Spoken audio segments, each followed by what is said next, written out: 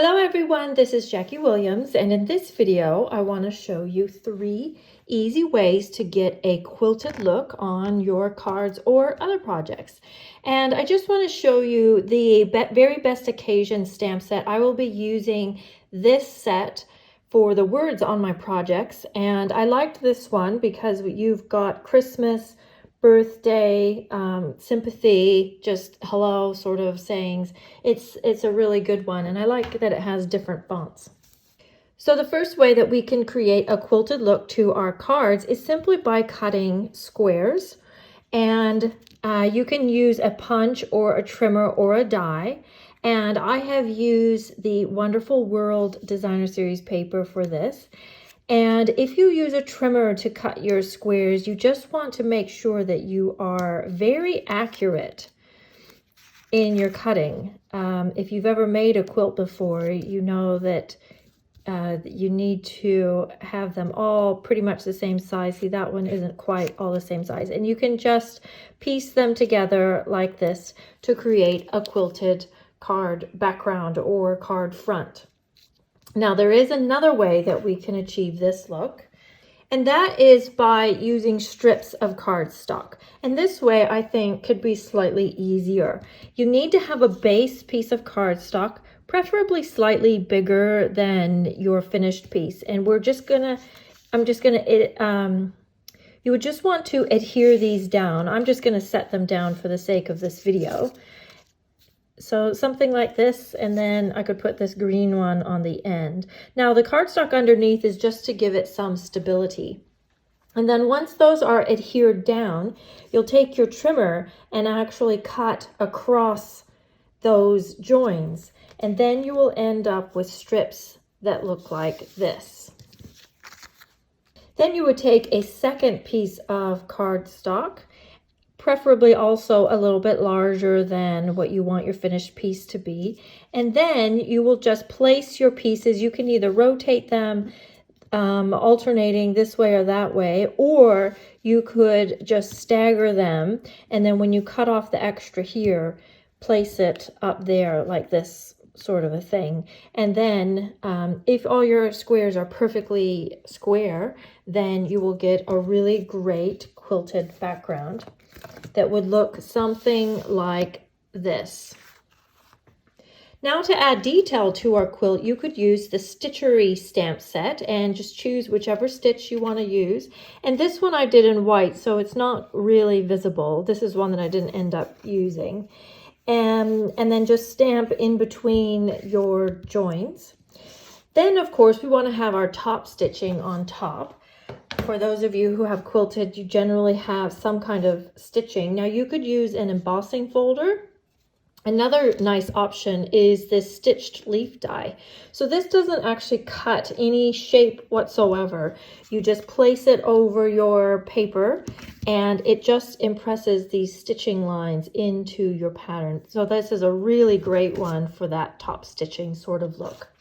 So here is my finished card with that piece that I was making. I wanted it to kind of be a simple card, but just look like a nice warm blanket tossed over the back of a sofa. And I love that with comfort and love. I thought it was perfect for this sort of look of card. And so you see, this time I've done the stitching in between my squares with a darker color, so it showed up a bit better.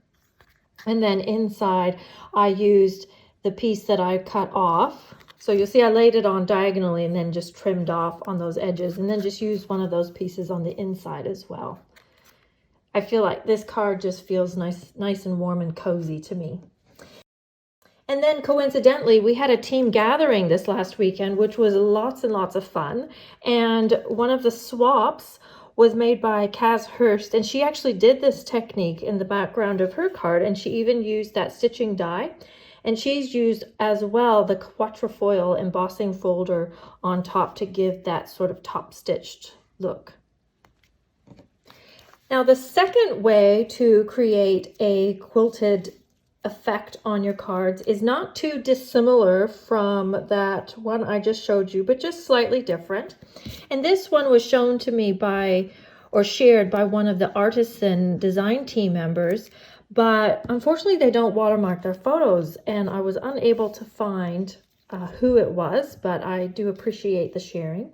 So this time I have cut the Abigail Rose Designer Series paper in just 1/2-inch strips, so very thin strips really. And then we're putting them on our base card on an angle like this. And you can do more of a steep angle if you want. You can basically create any pattern that you wish. And then once I have all my strips on here, and again, you'll want to make this piece that you are building on larger than what you want your finished piece to be. You would then take your trimmer or your scissors and cut off all the extra around the edges, and you could even use these pieces to finish off the bottom, just so there's less wasting of designer series paper. So you'll end up with something that looks like this. And then you'll take your trimmer and then just slice it again against the stripes that you created. So you're going to create some strips, and they can be any size that you want. And then we'll take another base piece to work off of. Again, I've made these strips a bit longer than what I want the finished one to be, so that I have room to trim it and make sure that all of the edges are nice and tidy by the time I'm finished. And then the second one, I'm actually just going to rotate it upside down, and you'll see the stripes aren't going to line up, but that's fine. You probably don't actually really want them to. And also, by making this a bit taller than what you want it to be finished, you've got a little wiggle room to move them up or down as you wish. And then I might put this one down like this, and then rotate this one, and I might put that one further up like this. And then when I've trimmed off all of the edges, I'll have kind of a random quilt pattern that looks much more difficult to put together than it actually was. And then this is my finished card. And again, this is the Abigail Rose Designer Series paper. Now these joins I feel are too small to use that stitchery stamp set. You'd have a whole lot of stamping going on, but I did use that stitched leaf die to add that faux top stitching over the top, and then just used a label and some more words from the Very Best Occasions stamp set and added some ribbon and a few little gems to match. Then my third way of adding a quilt effect to your projects is called the 9 patch. And I have done this in a video before, so you may have seen this, maybe about a year ago, I would think.